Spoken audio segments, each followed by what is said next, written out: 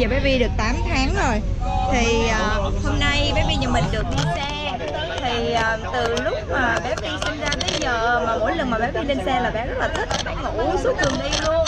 Thì hôm nay mình làm video này để giới thiệu cho các bạn về cái phương pháp white noise mà mình đã sử dụng ha. Mình học được cái phương pháp này từ tiến sĩ Harvey Karp. Thì mình đã có viết bài viết ở trước đó rồi. Mình sẽ để cái bài viết đường link mô tả ở bên dưới video này nha, để các bạn, nếu mà các bạn thích các bạn có thể xem thêm.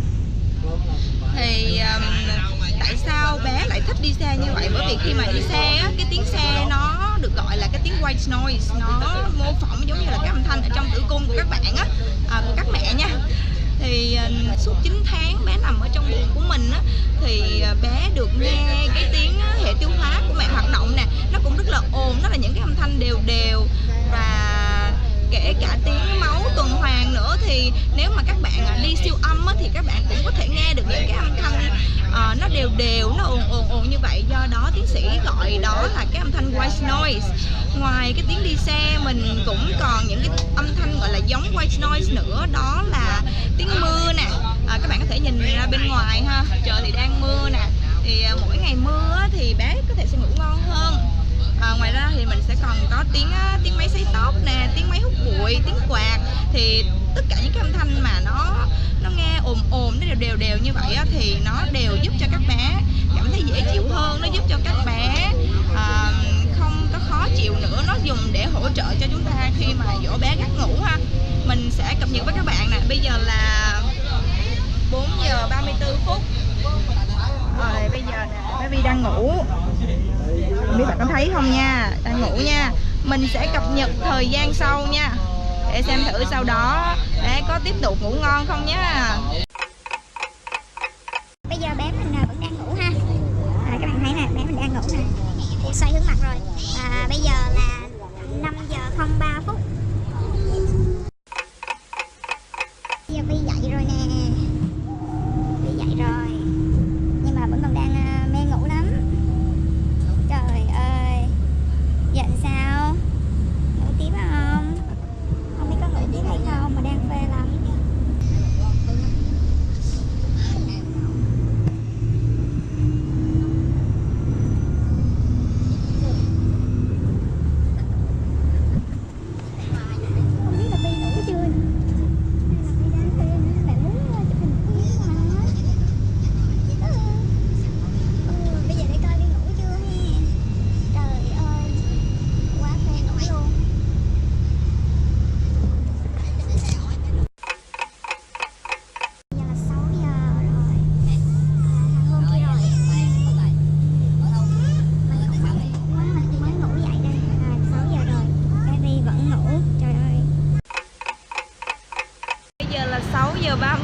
Mình đã lên Sài Gòn rồi. Và bây giờ mình xin cập nhật tình hình của Vi nha. Vi ơi, bây giờ bé Vi vẫn còn đang ngủ. Thì thực sự là mình cảm thấy là cái phương pháp white noise này nó rất là hiệu quả đối với mình nha.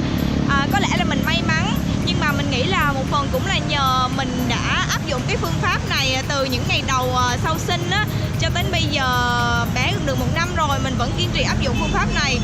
Mỗi ngày khi mà bé khó chịu mình vẫn đều áp dụng phương pháp này. Có những lúc thất bại nhưng mà mình vẫn tin là phương pháp này sẽ hiệu quả đối với mình. Chính vì vậy mà mình nghĩ là bé mình đã quen rồi và rất là hợp tác với mình khi mà mình mở white noise lên. Thì mình hy vọng là phương pháp này cũng sẽ giúp cho các bạn tự tin hơn trong việc dỗ bé. Nhiều phương pháp này mà mình cảm thấy là mình rất là tự tin khi mà dẫn bé đi xe, có thể là xe đò, xe đạp, xe máy hay là đi tàu gì đó, mà mình cũng có thể tự handle một mình. Rồi, cảm ơn các bạn.